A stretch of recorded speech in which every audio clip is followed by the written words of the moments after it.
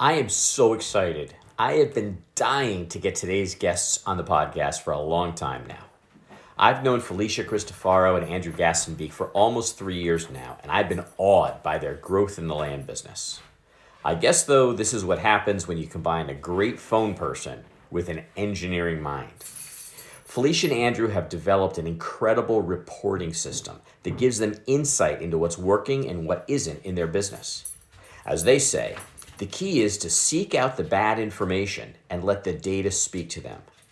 By visualizing their business, they're able to stop activities that don't work and double down on the ones that do. You're going to love this.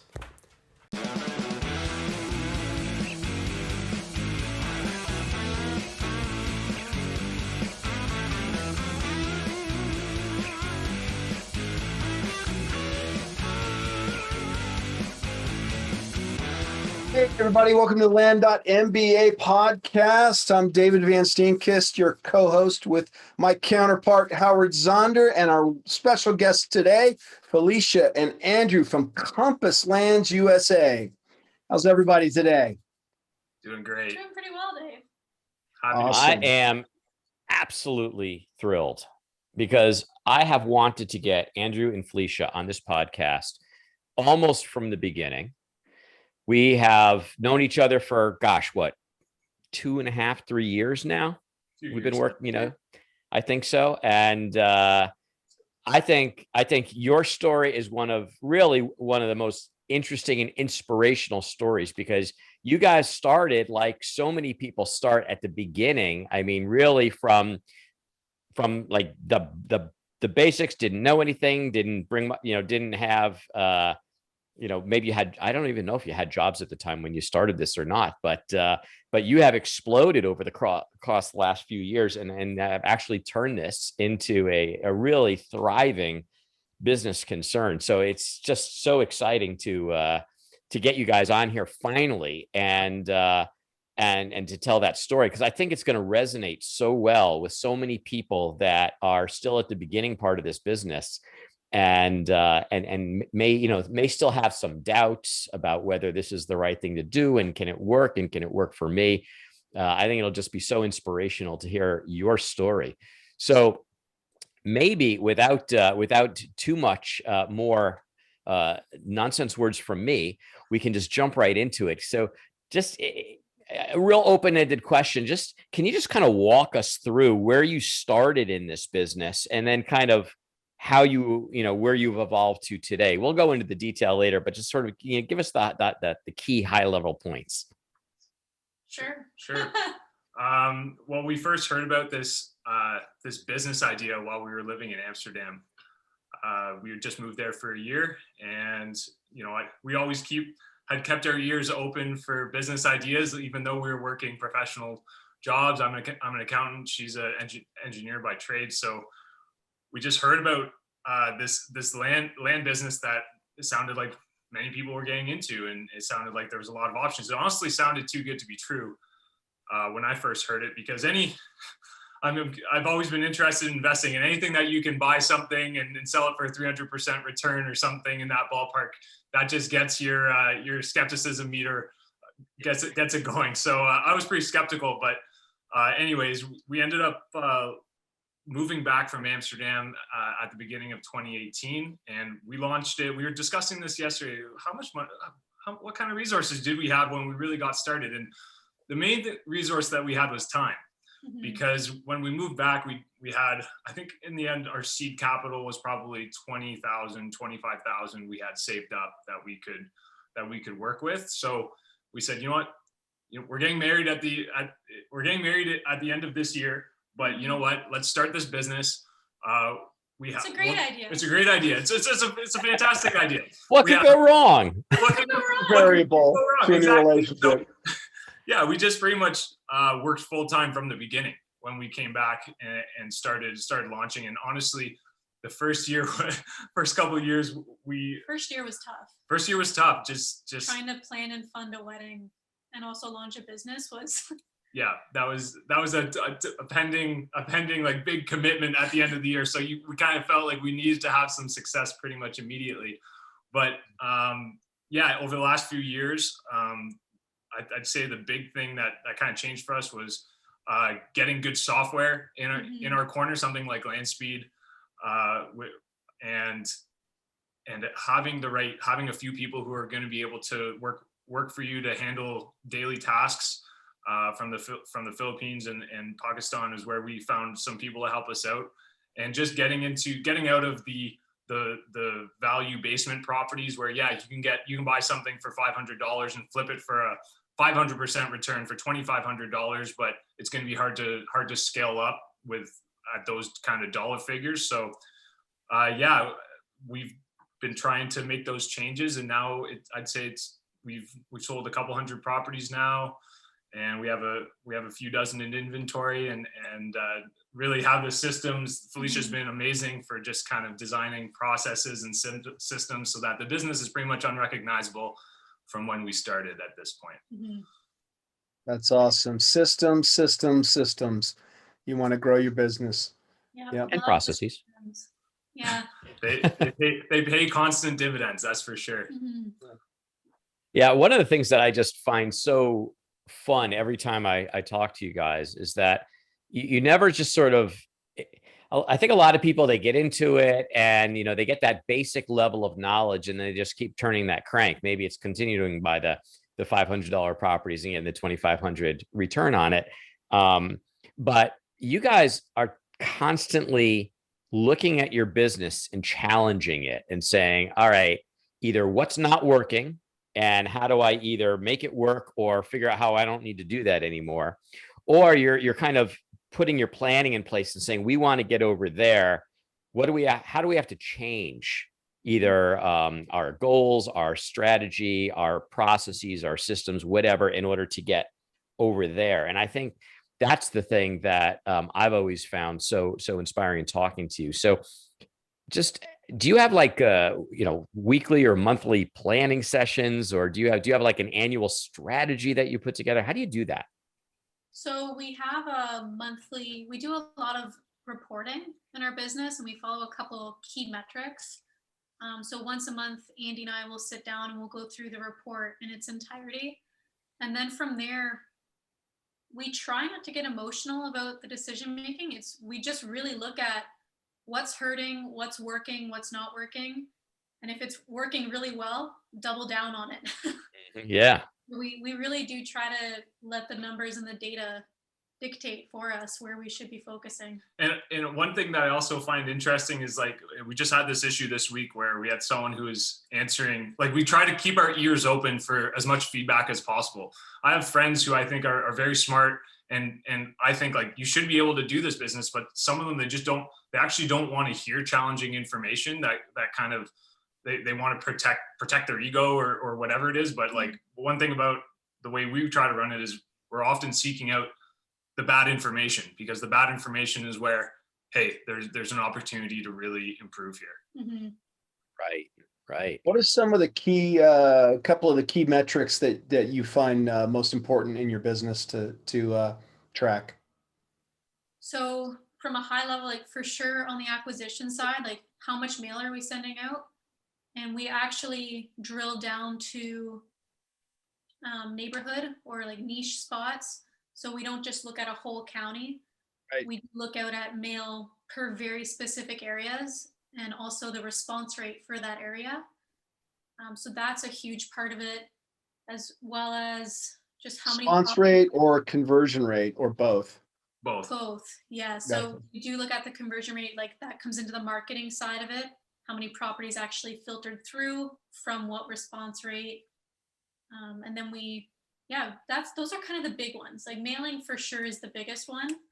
Felicia has a lot of metrics that she uses when it comes to, like, the marketing side. Like, we have, like, this report pretty much details out the amount of visits, the change in average duration of views. Like, we on the marketing side is really where we're drilling into the metrics and really the data, and that's mostly in Felicia's court. But it's not as easy to pick like one or two. There's so much data that you really have a lot to look at. I guess on the marketing side, one metric would be how many new leads a month. Right. total leads, leads per marketing source, leads per property per marketing source. I mean, you can get pretty detailed. Yeah.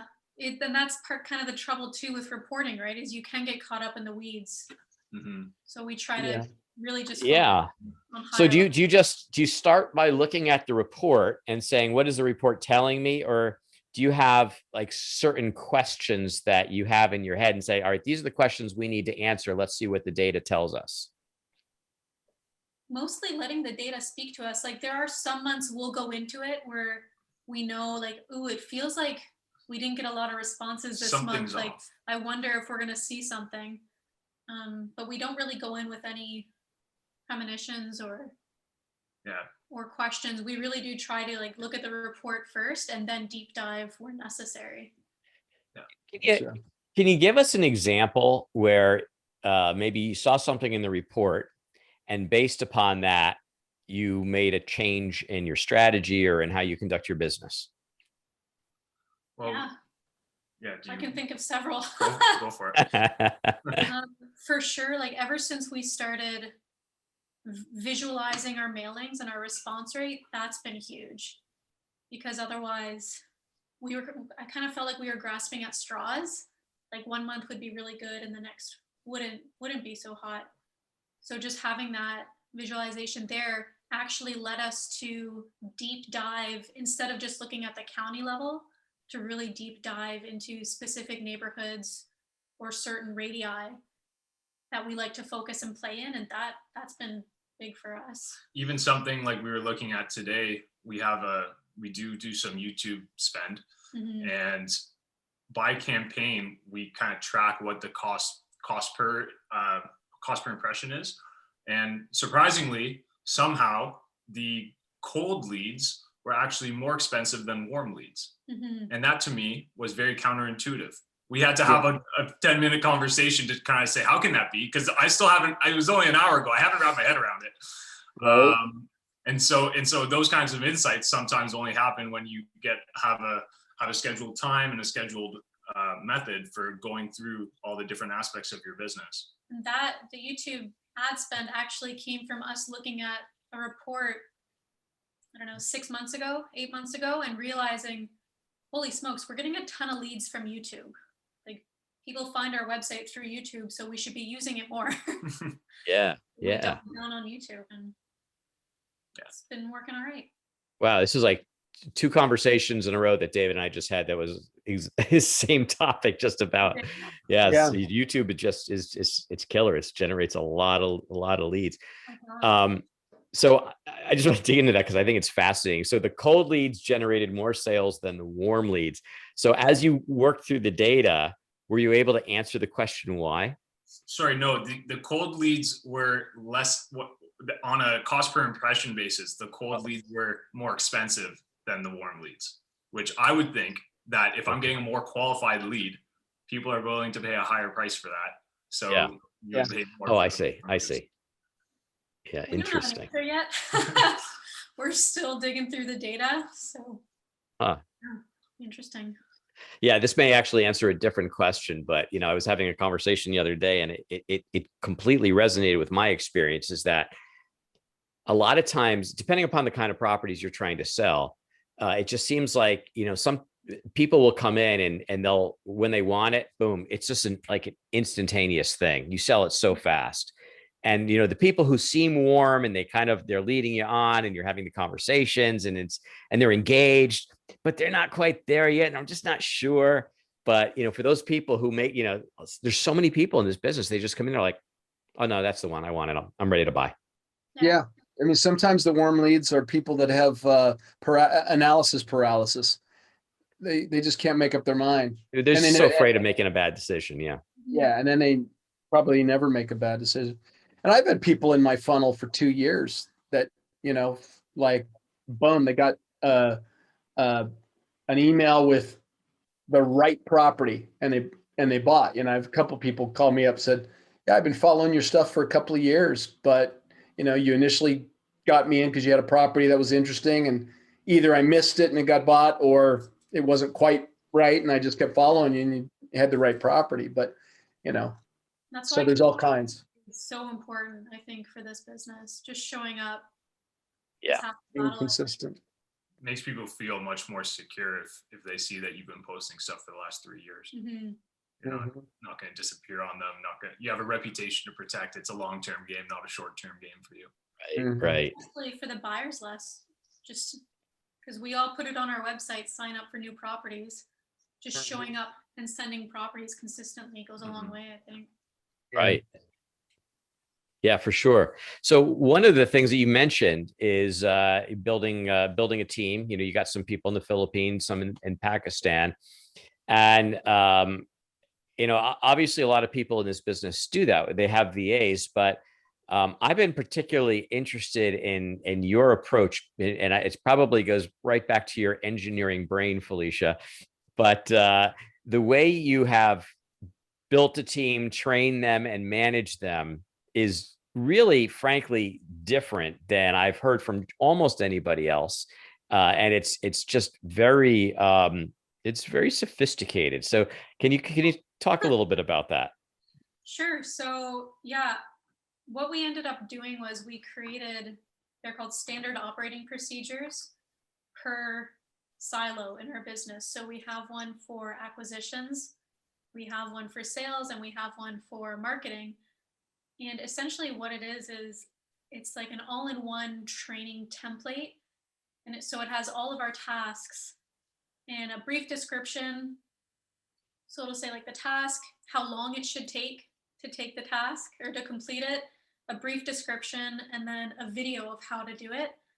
And we've had success with that approach because it keeps everyone accountable. And also the good thing about it is if we lose a VA suddenly, we just take this guide or this operating procedure and we just hand it to the next one. Yeah. And they can work through and watch and ask questions. And so I do have a bit of experience with standard operating procedures. My engineering days, I'll be out with much more complicated equipment, but the skills transfer. So right. Large upfront investment of time, but yeah. But oh my gosh, it pays for itself pretty quickly. Especially if you've told them something before or twice before. It's no longer, if you ask me, it's now, what does the marketing guide say? That's right. That's great. What tools do you use for managing that? You use just Google Docs and like Loom or something? Yeah, that's it exactly. Google Docs and Loom, nothing fancy. You have a service. Yeah. And so since it's Google Docs, if you make any changes to it, it just automatically updates for everybody. So you don't have to like issue new PDFs or anything like that. Exactly. Yeah. Actually, Andy brought up a good point. We do use, so for acquisitions and sales, we have decision trees, and we do use a Google add-on called Lucid Chart for that. So I can update decision trees and it automatically updates in our sales guide, let's say. So that would be, that's the three that we use: Loom, Google Docs, and Lucid Chart. Lucid Charts, we're gonna have to check that one out. We'll put those in the show notes. Interesting. You make a good point about the Google Docs though. Like our entire business is on, I know you're a fan of it. Our entire business is on Google Drive, just being sure that if our computer dies tomorrow, I'm not going to lose any major files, or everything is synced through the cloud and everything updates automatically. It's just a beautiful thing. It is, isn't it? Exactly. Yeah, and I like to put all my links for like all my documents that you can put into LandSpeed. I like to put the Google Drive link in there instead of the actual files. We do that. Yeah. Yeah, actually, LandSpeed was updated to that exact purpose. So there's a spot in there for the link to the Google Drive for, say, a property. And so as you go across and create the records across LandSpeed, it just copies across that link for you the entire time, so that no matter where you are in LandSpeed, you could always click that link and access all of the documents associated with that property. Oh, nice. That'll be helpful. Yeah. Yeah, it's already in there. Oh, maybe I should give a class on that one. Next podcast. Yeah, next podcast. Exactly. Yeah, cool. So I love one thing I love about your SOP is that not only does it tell them what to do and how to do it, but it tells them exactly how much time it should take them to do that. So I never had anything as formal as an SOP, but whenever I would train a VA, I usually did it myself until I was like ready to kill myself because I didn't want to do it anymore. And by that time I had like figured out every way, in 6 ways on Sunday to get all the inefficiency out of the process. So that by the time I turned it over to a VA, I knew exactly how much time it should take. So nobody could ever pull the wool over my eyes. Or if I got some ridiculous hourly bill, I'm like, you need to explain this to me. I'm not quite sure I'm following on that. Yeah, having the time in there has been huge, especially as you grow, because you forget how long it takes to do routine tasks. Yeah. So it's a really good way to keep an eye on things for sure. The one thing that we've been trying to wrap our heads around though, and I don't know if you guys have experience dealing with this, is that as soon as people are doing things that involve variable time components, so we have one VA who will make, whenever someone leaves a phone number on our website or whatever, our VA will call them and just have a chat with them or an exploratory conversation. Mm-hmm. But those calls can be straight to voicemail or they can be 20 minutes. So it's good to have that time expectation, but we've also had to realize that it has its limitations as well. Mm-hmm. It's hard to really ever, when someone has a bit of autonomy, to really understand how much time everything should take. Especially something like that, like sales. Like if they want to chat for a half hour on the phone, go for it. Yeah. That's part of the relationship building. So it's hard to put a time on that. So on the sales side, you're paying people an hourly rate? We do. Yeah. So we don't have a specific sales VA. We kind of have our acquisitions VA cover some sales tasks. And one of them is the one that Andy brought up, where if someone leaves a phone number on our website, pick up the phone and call them and just kind of chat with them, see what they're looking for. Yeah, the downside is that I'm still handling most of the sales calls and that kind of thing. So that's something probably for the delegation list at some point. But if that eventual person will probably be receiving an incentive-based pay rather than an hourly. Right. It has to be. Yeah, the person that's actually a closer and closing properties. Yeah, you that's not an hourly person. That's a high ticket closer, and they're willing to work. They're willing to work on 100% commission or a little bit of a flat fee plus a commission when they close. Though they don't get paid unless they close. Yeah, exactly. Yeah, that'll be in the next 6 months to a year, I think. Yeah. Get you out. Hey folks, people often talk about automating and outsourcing your land flipping business, but what does that really mean? Generic solutions leave it to you to figure out how to set up and maintain the automations. I've been running my land business on LandSpeed for over 3 years because it's a total solution and allows me to focus on being a great land investor. LandSpeed was built specifically for land investing by a land investor. And with many of the most successful people in the business using it for years, it's evolved into one of the most feature-rich solutions on the market. Some of the key benefits I get are being able to create and manage mail campaigns and neighbor letters. I'm able to automate tasks amongst my team, create contracts and deeds, and email, text, or mail them within a few clicks. I can automatically capture sales leads from any lead source, including Facebook Messenger. Then it automatically pushes those leads into my sales funnel so that I can manually follow up, but they also go into my automated drip campaign. And since LandSpeed's a total cloud-based solution, I can run my business from anywhere in the world with a phone, laptop, or tablet. So if you want to turn your hobby into a professional, scalable business, just go to landspeedtech.com/Dave to receive a $150 discount today. Wow. So, and you guys have, your reporting and your metrics in your business, you've got a very sophisticated system. I don't even know if we can really cover it adequately in this format of a podcast, but you've got all kinds of Google Analytics and all kinds of different metrics, all feeding in to, it's basically built on a Google Sheet, isn't it? Yes and no. Okay. It's very complex. I mean, I imagine setting it up was a bit complicated, although now it's semi-automated, I imagine. Yeah, it's definitely automated now. I think it sounds really daunting, especially to someone who doesn't have any like big data or analytics experience. But essentially, most of it is automatic. The only thing that's not automatic is a couple metrics from land speed. And those we just go in once a month. It takes 10, 15 minutes to fill it all out into a Google spreadsheet. And then the Google spreadsheet automatically feeds into Google Data Studio. So Data Studio is kind of our hub. That's what we use for all of our reporting. And everything else, the good thing about the Google platform is everything feeds into it, right? So we have YouTube, Google Analytics, Search Console, Google Ads, like all of that feeds into our report automatically. So most of the work is up front, just picking out what charts you want, how you want your data to show up. And then it's kind of like a set it and forget it system. Nice. Love that. So let's see,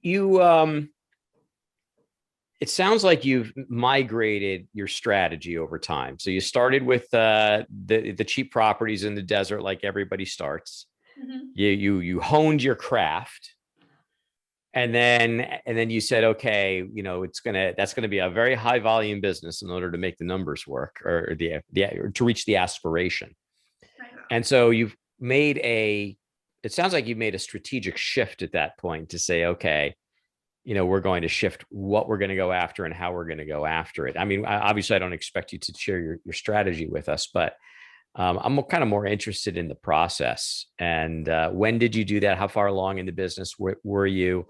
How often do you review that strategy?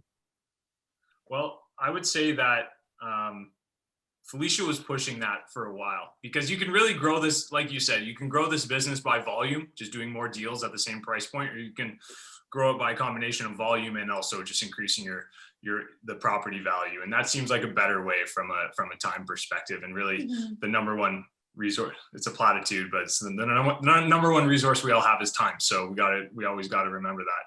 Yeah. So I'd say it was really at the beginning of 2020. So we've been doing this business for 2 years. We might be a little bit of slow learners, but eventually we get there.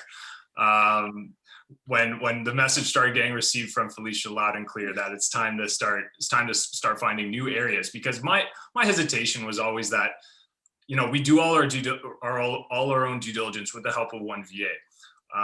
So whenever you're going to enter a new area, often it's a whole new process from a due diligence perspective. Is that what should be a major factor in the decision making? Maybe not, but it is something that needs to be considered. So eventually we've ended up really mostly in the last nine months or so identifying areas where really we want to be buying in that $5,000 to $15,000 range. And another thing that was holding us back was that, so we need to, it's kind of a nitpicky detail, but based on how our entity is set up, we need to remit quarterly income tax to the IRS in the form of withholdings every 3 months. And that's 37% of our net income.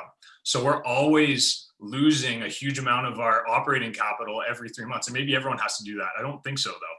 But in any case, we had to have the capital funnels in place as well in order to have that as an option. So, everyone starts out, maybe it's their own capital and then they burn through that, or they invest that, excuse me. And then maybe they borrow some money from friends and family, and we'd done all that. So eventually the model that we ended up moving towards was, large just percentage-based loans. And, you can get a loan at 13%, and that's great financing in this business, which is hard for people to understand.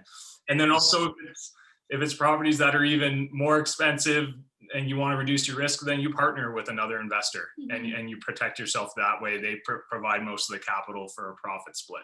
So once we had figured out those capital flows, that's when, and we had kind of gotten our head around the due diligence work and just kind of understood what it all meant.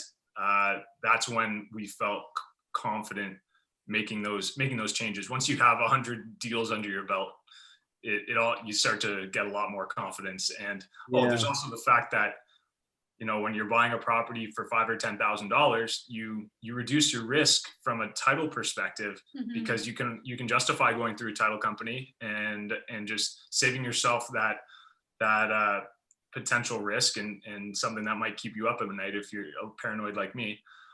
So that was a benefit that I didn't really appreciate, but I do appreciate now. So once we had those pieces in place, now I feel like we are effective. We're scaling better than we were, and we'll continue to adjust over time. So tell me a little bit about the 13% loans that you're finding. Where are you finding 13% loans? Is it from private lenders, or there's some banks that'll do that? Is that Canadian based or US? No, we've really struggled to find any financing from traditional institutions. Yeah. Because if we apply in America, they're going to ask for our personal information and they're going to say, you're Canadian. What is this? No. If we apply in Canada, they say, well, it's a US entity. No. So you kind of were from a financing perspective, that was a bit of a challenge. So it's all been private lenders, friends, family, other people in the business. I have 2 or 3 people who what they'll do is essentially, I'll say, here's the property. I'm buying it for 5. I'm looking to sell it for 15. And we sign a promissory note with the property as collateral. So they get a monthly interest rate, and once we sell the property, they get paid out their interest, which is way better than a profit split. But sometimes is it 13% annually, or is it 13%? Actually, no, it's actually closer to 20. No, it's not. It's 1.7% a month, actually. Okay. So I think that might be closer to 16 or 17%. I can't do the math off the top of my head quickly. But that's still that's great. That's still less than a profit split. Yeah, way less. Way less. As long as you can sell the property in a reasonable time period. So. Right. Yeah, absolutely. If you sit on it for a year, then it becomes darn close to a profit split. But that's pretty good. That's really good.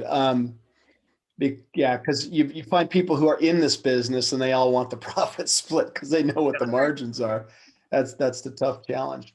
Well, it sounds like you're disclosing the margins and still getting those rates. Yeah, and it actually provides the lender a little bit of confidence too. So peace of mind. She's never, or they've never really said, okay, well, let's change the model. Let's go to a profit split model, because that just was never on the table. Right. But even just being someone who lends hard money for property and earn 19-20% a year, like I've been trying to tell some of my family members, guys, this is a really great underbanked business. Like there's lots of money to be made here, rather than your 5% a year in mutual funds. Forget that. Right. Exactly. Now, have you been able to on most of your private lenders, are they wanting monthly payments, or will they take it on 100% accrual? 100% accrual. Yeah, that's the way to go. Yeah, it's just much easier. So much easier. Yeah. Neat. That's great. Now, do you always sell it yourself, or do you ever use realtors? So we've gotten into some areas that I'm sure this happens for lots of investors, where you're mailing mail at $10,000 price points, just trying to find property, and then someone replies and they said, you're really low on this property, but do you want to have another look at it? And you realize it's a much higher value property that you've just kind of stumbled into, and you've already anchored, you haven't infuriated them enough to not call you back. So at least you have an opportunity to maybe get a big fish here.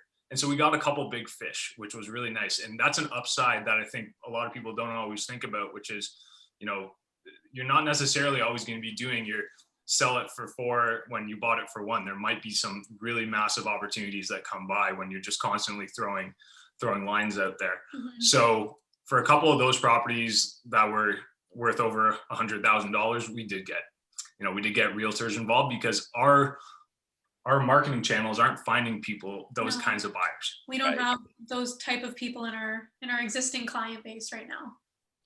Yeah, I mean, that's the interesting thing is it's about market, because even when you made that strategic shift from the cheap, desert properties to the 5,000-10,000 range properties, both on the purchase side and on the sales side, you're dealing with a different kind of a person. Mhm. And so what their expectations are, their vocabulary, their economic sophistication is completely different than when you're dealing with $500 property people. Yep. Entirely. For sure. So yeah, so I can imagine there's this learning curve. It's not just how to do the due diligence in a new area. It's it's a much larger shift in the business than that. Mm-hmm. It takes time to see success from it. You have to be patient with it. Yeah. Yeah. I'm sure like every land investor, I think this is a very normal life cycle. Like you guys probably had to do the same thing. Oh yeah. Yeah, but nobody wants to hear us say it. No. Yeah. Well, and then, you have to understand too, that the higher up in price point you go, you need to expect significantly lower response and conversion rates. Right. You're not banking on getting the same amount of deals. You're banking on getting, a deal that's going to yield big fruit, but you're still going to send possibly more mail. Mhm. And actually, that was something because we're relatively new to these price points. We were always kind of wondering about that. Like, are we missing the mark here? Are we just not offering enough? But the fact that you're saying that, and I've heard that said as well, just kind of makes me think that maybe we are in the right ballpark. You just need to have more mail volume. Yeah, I mean, you have people are more they're more in tune with properties, that they know are worth something. Mhm. They're paying more attention. You don't have as much of the out of sight, out of mind with where you do with the cheap properties. Exactly. Well, I mean, it's classic marketing, right? So if you're going after a more expensive property, then one, you're going to have probably a slightly more sophisticated seller who is probably more attuned to multiple paths of getting rid of the property. So there's not a higher competition. There's a different competition. I mean, right now you go into the desert properties, there's a lot of competition because so many people are coming into this business. So you're just like for like competition. But when you get into the higher end properties, people will say, well, maybe I can flip it through a realtor, and maybe some realtors are going to be happy to take it on, or maybe there are other ways for me to do this rather than sell it to a pure investor at 20, 25, 30 cents on the dollar. And so, but at the end of the day, because the business model is always the same, right? We're looking for the distressed seller, and, you put that number out there and maybe I get a 1% or, 1.5% response rate on those cheap properties for my mailer. Maybe I'm getting 1/3 to 0.5% response rate or even less on these high end properties. But it's the law of large numbers. If I can find that person who's distressed, I mean, all of a sudden, all my mailing costs look really cheap. Yeah. Yes, Exactly. Right. there's so much margin to play with, even though the percentage margin is actually getting squeezed. Yeah. Yeah, exactly. You don't have the same multiple. The higher up you go, the less the multiple, but you get nice big chunks. Your ROI is less, but your capital intake is larger. Mhm. Yeah. So it's nice to have those mixes, and it's great to say, yeah, I made 500% return. Yeah, I sold it for $2,500, or I made Yeah. 50% return and made 50 grand. I know where I'd rather be. Yeah. Happy to do one of those a month. Yeah, exactly. Yeah. A couple of those a year would be nice.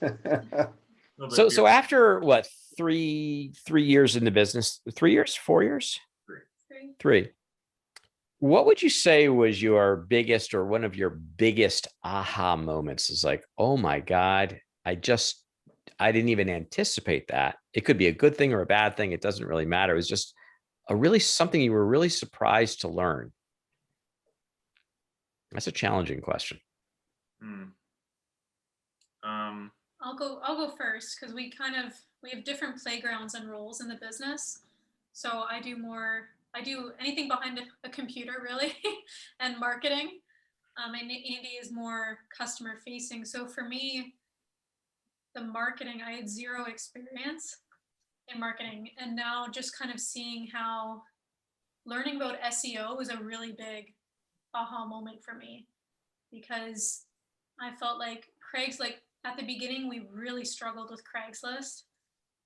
We couldn't get properties on there. They were getting flagged. We bought every system, every methodology we paid for, and we still got nowhere. That's so frustrating. And I was realizing we need a way to control our own lead intake, or at least to get some sort of hook on leads.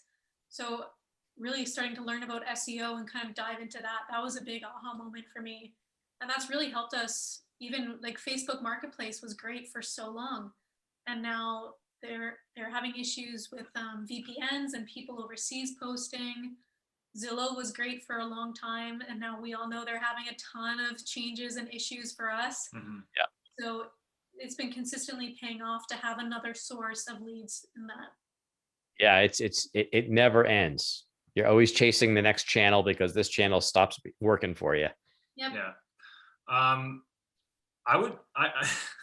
in this business, you asked me already, do you post any of these properties with a realtor? In this business, we kind of pride ourselves that we're an alternative channel, that we don't necessarily need to work with realtors. We can save their fees. We can provide just as good service to the end customer. So maybe I'm about to spread some heresy here, but one aha moment that we had in the last couple months was posting properties above maybe a $5,000 value using MLS posters on the MLS and having it pushed from the MLS to Zillow and Realtor.com and all those sites. We're in Florida and a few other states as well. Our southwestern Florida properties, we probably had 10 properties on our website when we did this, and they all sold within 3 weeks, which was something that we had never seen before. Yeah. And the pace was just unparalleled. We were just getting offers just mailed to us from realtors, and I was thunderstruck by just how much activity there was. Like this is a market where everything is selling, but I just we weren't participating in the way that we thought we were. Mm-hmm. So posting on the MLS, like they charge certain services. You'd have to use a different service depending on where you are. But these are flat fee MLS. They're flat fee. You get them up there on there, and then they push to all the realtor syndicated sites. Yep. Like Zillow and $100 or $200, and you get that sale that's worth $10,000. Yeah. So it was, to me, that was just a no-brainer. I wish we'd been doing this the whole time, because that's and just, that nugget right there was worth having you on the podcast. Yeah, that was awesome. Why do you think that so anything that over channel, $5,000? I'm sorry to interrupt. That's okay. Why do you think that channel was so successful? Oh, well, actually, we were deep diving into Zillow because that was a big source of sales for us. And when they changed their procedures, you notice the pain point and you have to fix it. So we figured out that Zillow, and they're actually facing a lawsuit from this now. We know that they've sorted listings based on real estate agents and owners. So they're already trying to prioritize realtor listings, but now they also are pushing their own premier agents. Sure. So when you go to contact an agent, which I did a couple of times because I was trying to figure out how it worked, they would push me through to the infamous Alex from Zillow. And there's probably thousands of Alexes across the country. And Alex doesn't tell me he's pushing me to a Zillow premier agent. He just puts me on the phone with an agent who has no idea what property I'm looking at, no idea anything about the property at all. And we realized, holy smokes, like Zillow is taking data from the MLS and they're not giving anything in return. And if I'm a realtor, I'm pissed about that. That makes me really angry. So we figured to try to get around that, it seems like we almost can't depend on Zillow anymore. So let's just go right to the MLS. So And that was kind of how that all came about. I wonder though, that's let me stop there. That's just fascinating insight that how Zillow's doing it and making it. They are now becoming to our industry what Craigslist became to our industry, is basically worthless. And pretty close.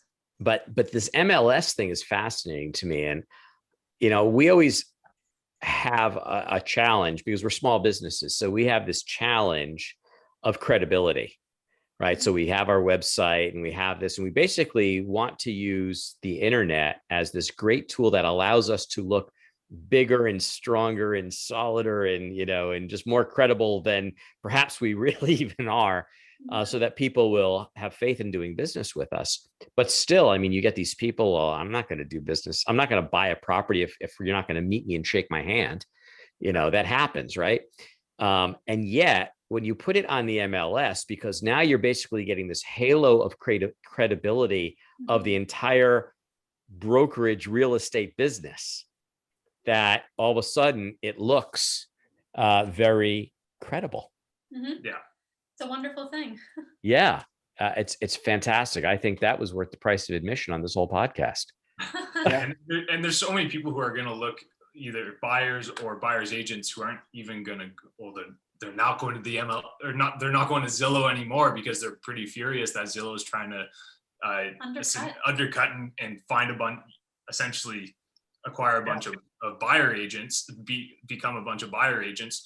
So they're looking on the MLS as their first look anyways. And so aside from Zillow, the MLS has got to be the #1 compilation of real estate listings in the world, or in America. So I think it just makes sense to be on there, as long as it makes sense to pay $100 or $200 as a listing fee. Mm-hmm. Granted, Yeah. it can be a bit of a pain in the butt to get them on there. Is it? It depends on the area. Like Florida, we found a service in Florida and it was great. They would have them up there like same day. And then we've been trying to replicate that process in other states, and some are great and some are like, you wouldn't believe all the forms you have to fill out to get this on there. There's another. I did one in California a couple of years ago, and it was difficult. And the funny thing was, I ended up selling the property on Facebook. and that was when Facebook was still, Marketplace really wasn't working very well yet. I was like, all right, I'll just give it a try, and I ended up selling it on Facebook. But yeah, the MLS there at that time, and the one I chose, I would say it was a little bit cumbersome. It wasn't super easy. There's one, and that's actually something I want to mention about the MLS, is that you probably want to be, you want your land business to be at a certain point before you use it, because if they do threaten fines and being kicked off the MLS effectively, if you're not going to, there's a time limit. You need to update your listings within 24 hours of when there's a change. Like you can't, like with us, sometimes someone would submit a down payment or whatever, and we wouldn't update the website for 3 days just because we just didn't get to it. And maybe the person says, hey, it's weird that you haven't taken it down. Then we make sure we take it down. But if you're on the MLS and you've accepted an offer and you haven't moved it to pending, and it's been 48 hours, you could get fined. Mm-hmm. So you need to be more structured. Or you have someone on your team who's going to handle that when it comes in. Yeah. Right. That makes sense. Yeah. Yeah. It's a much more rigid, trying to keep not only the ethics, but the credibility of the platform. Yep. Right. Yeah. One last thing now, don't you guys do paid ads, Google ads, Facebook ads, which I think is a little bit different than a lot of land investors do at this point. And I'm curious how that's going for you, and whether you think that's an investment that's worth making. Yeah, so we do paid ads, and that kind of came about when I was learning the world of marketing. So we were doing Google ads, like search ads in Google, for quite some time, and that was getting us a good amount of consistent visitors, a good amount of consistent leads, nothing crazy. And then we kind of pivoted to Facebook ads.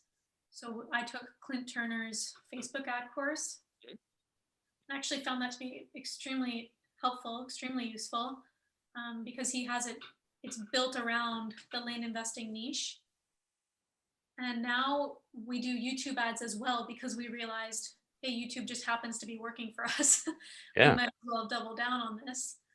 And I would say they have been worth the cost. We probably spend around $1,000 to $1,500 a month on paid ads. So for Facebook, it's a relatively new endeavor for us. We're still kind of in the preliminary stages of building up Facebook audiences that we can show specific properties to. Mm-hmm. So I'm still in the preliminary stages there. YouTube, we followed a very similar strategy, but it just kind of took off. So many leads. It's really been great for us. So awesome. Yeah, definitely worth experimenting. Yeah, the jury's still out on Facebook. We need to see where we are 2 months from now once we switch from trying to build buckets to actually like advertise to the buckets. Mm-hmm. Right. Yeah, but it's one of those things where it's really hard to measure, right? Because we have pixels set up everywhere. So I target someone on YouTube, I target them on Facebook, they're on my buyers list. And often we'll ask them, how did you find us? And they're like, oh, I've been seeing your ads for a while. Yeah. So it's a tricky thing to kind of denote value to a specific Facebook ad campaign or YouTube ad campaign. Yeah, and in the world of marketing, they look at it as, do you measure the first attribution or the last attribution? Which one? Who's going to get the credit? Yeah, exactly. Yeah, it's a tricky question. Mm-hmm. Or maybe you say, okay, well, if it's the last attribution before they made a decision to act, that's going to have a higher weight than the first attribution, which was more of a supporting factor, and then you've got to figure out how to get, what those weights are and how to get them automated into your reporting system. It's a bit of a challenge. Yeah. Interesting. Wow. You go ahead, Dave. Well, no, I was just going to say we're okay on time. We're getting along. I had a question for you guys. What would you say? Do you have a couple of wow deals that you've done in your career since you've been doing this? Tell us about a couple of unique deals, or just any deals that were just home runs. Maybe in the interest of time, just one. Sure. I laugh when people talk about this because we don't really have like a big home run deal. It's just you guys were just talking about 100,000 plus. They're not that one. They're still in marketing. Yeah, so that one's in marketing. We'd like to think that they're going to be home run deals. Okay. I think we might as. I think it's fair to say that they at some point they will be a home run deal. Like I was kind of speaking about before, we were working in Apache County, Arizona, and just kind of mailing in this area called Vernon, and just sending out letters. And like I said, this lady said, hey, I've got this property. You've only offered me 10,000, but I was thinking of listing it with a realtor. And I said, you could do that, but we'd like to make an offer and let us revise our offer. I think our offer was slightly in error. And I think we had offered like 12,000. It was a 40-acre property, corner lot, had city water and power in an area like Apache County. Most of the area is unserviced. So it's nice to have a property that has city water, and so we end up having a realtor look at it. We do our comps, we get their opinion, and we ended up listing it for 249,000, and we ended up being able to negotiate a $55,000 purchase price. And I did end up doing a profit split on that one because I just didn't have the capital to even put up half. Well, we ended up putting half of it, but it was even tough to do that. So we're hoping that will be one for us, and it's kind of different for our business. So we're trying to be patient, and but we're pretty excited about it. That sounds awesome. Well, we'll definitely want to hear a follow-up report upon after the celebration's over. You guys come down to earth. Maybe you let us know. Well, it's got to sell first. No celebrations yet. There you go. Well, awesome. Well, if anybody wants to get in touch with you, what's the best way? way I would say is through Facebook. We're both in the Land Speed Facebook group. You can find us in other land investing groups as well. Felicia is Felicia Nicole, and I'm Andrew Gassenbeek. And yeah, you can find us in those groups, or you can. Actually, that's probably the best way. Yeah. That would be Gassenbeek, 2 A's, 2 E's. You got it. Use that as my slogan. or Compass Lands, I guess. Compass Lands yeah. USA. Compass Land USA. Forgot about that already. There you go. Awesome, guys. Well, hey, really appreciate it, your time, and had some good nuggets for our audience, and wish you guys an awesome day. Thanks so much, guys. Great seeing you.